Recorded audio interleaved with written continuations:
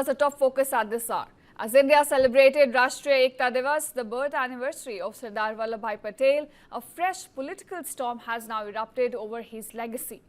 Now, Congress President Mallikarjun Kharge has invoked Patel's 1948 letter to renew his call for a ban on RSS or Rashtriya Swayamsevak Sangh.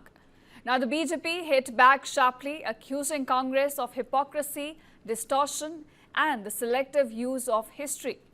At a press conference in Delhi, Mallikarjun Kharge said that RSS should be barred from involving government employees in its activities, citing Patel's decision after Mahatma Gandhi's assassination to impose similar restrictions on the organization.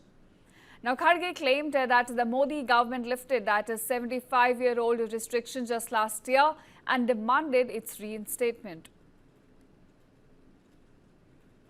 जिससे सरकारी कर्मचारियों को अब RSS और उसकी गतिविधियों से जुड़ने की अनुमति मिल गई, तो ये हटाने के लिए हम अभी भी मांग कर रहे हैं। हम ये चाहते हैं कोई ऐसी संस्था जिस संस्थाओं को वल्लभ भाई पटेल जी ने बैन किया था, गांधी जी के जो मृत्यु में इन लोगों का पात्र है समझ के उन्होंने अपने पत्रों में स्पष्ट किया है, लेकिन वो लोग उन लोगों को ये सरकार आज इन कर्मचारियों को इसमें आने की मदद कर रही है। Now, these very remarks have sparked an all-out political slugfest. BJP spokesperson Sudhanshu Trivedi reminded the Congress that it had ignored Sardar Patel for decades, even as Prime Minister Modi built the Statue of Unity in his honour. Samvid Patra went a step further, comparing Kharge's remarks to the language of extremist organizations in the country.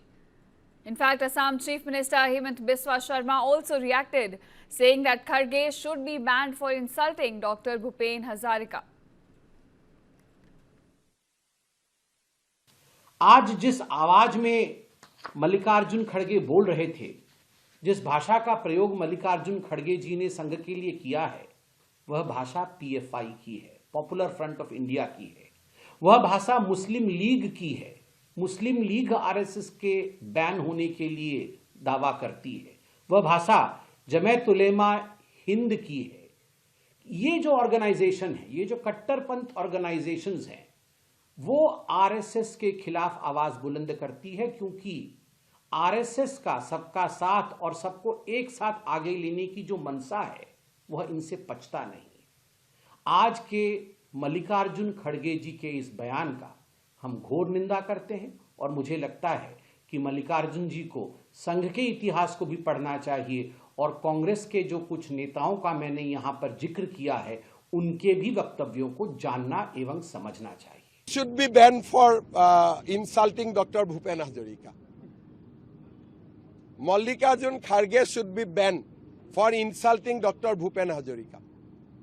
एक statement दिया था जो सरदार पटेल के works में उनकी speeches में quoted है। Again I am quoting the date 6 January 1948। ये महात्मा गांधी जी की हत्या से 24 दिन पहले का है, जिसमें उन्होंने कहा कि बहुत से हमारे कांग्रेस के मित्र आरएसएस को अथॉरिटी से कंट्रोल करना चाहते हैं, फोर्स से। उन्होंने वर्ड यूज किया कि डंडा जो होता है वो अपराधी लोगों के लिए होता है। आरएसएस के लोग राष्ट्रभक्त हैं और इनको दिल से जोड़ने का प्रयास करना चाहिए। Same thing he has echoed in the month of January in Jaipur 1948. And same thing he has mentioned in November 1948 while writing a letter to Shri Guru Golwalkar, who was the RSS chief. मुझे लगता है कि और फिर भी अगर खड़गे जी को कोई न याद आ रहा हो तो मैं याद दिलाना चाहता हूं। महात्मा गांधी ने कहा कि I went to RSS camp when his its founder Dr. Hedgewar was alive. Sri Jamnalal Bajaj has taken me to there, and I was totally impressed with the discipline and lack of untouchability, and they were doing a great work. It is complete verse of Mahatma Gandhi, volume 63, page number 193. तो मुझे लगता है कि कांग्रेस के वरिष्ठ नेताओं को कम से कम अपने नेताओं के बारे में जानकारी लेकर तब टिप्पणी करनी चाहिए। Now, meanwhile, Congress has stood by its president. Leader B.K. Hariprasad said that Kharge's statement reflects what most Congress workers feel, that the RSS continues to promote division and glorify Nathuram Godse. Well, when Mahatma Gandhi was assassinated, Sardar Vallabhbhai Patel had banned it. The reason for killing Mahatma Gandhi was he was talking for integrity and unity in the country. Now the same people who is attacking the constitution after the episode of attack on CJI, naturally everybody feels that something is wrong in the system. And even today, after 75 long years, they have not called Nathuram Godse a murderer, the first terrorist of country, and their hidden agenda is not known to anybody. As a Congress president, what he has said, it's the feeling of majority of the Congress workers, and well, he has said it. Now, viewers, outside the party sparring, the Vishwa Hindu Parishad also joined the fray, recalling that every attempt by Congress government in the past to ban the RSS has failed. Mallikarjun खड़गे जी का बयान सुना है संघ पर प्रतिबंध लगाने के बारे में उनकी व्यक्तिगत राय। मैं ये कहना चाहता हूं कि राष्ट्रीय स्वयंसेवक संघ किसी की कृपा पर निर्भर नहीं है। ये असंख्य स्वयंसेवकों ने 100 वर्ष तक जो निरंतर तपस्या किए, कष्ट सहे हैं, भारत के परम वैभव के स्वप्न को साकार बनाने के लिए बलिदान किए हैं, उसके कारण से संघ है। और यह भारत के हिंदू समाज उसके स्नेह पर टिका है, अपनी संस्कृति, अपनी परंपरा, अपना राष्ट्रवाद, उसका गौरव और भारत की सर्वांगीण उन्नति का स्वप्न।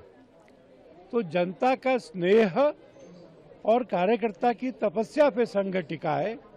ये इस तरह के बयानों से प्रभावित नहीं होता। Now, meanwhile, the confrontation is not just rhetorical, it's also playing out on the ground. In fact, in Karnataka, in Kharge's own home turf of Gurmitkal. Now here, the Yadgir district administration has now granted conditional permission to the RSS to hold a march there. And this even as Kharge's son and State Minister Priyank Kharge has been opposing RSS activities on public and government property. In fact, the High Court is also separately hearing a similar petition from the RSS for a march in Chitapur. That is Priyank Kharge's constituency, urging both the sides to set a precedent for the future. So on Unity Day, a new divide seemed to be opening up, and this time over who truly represents Patel's vision of unity.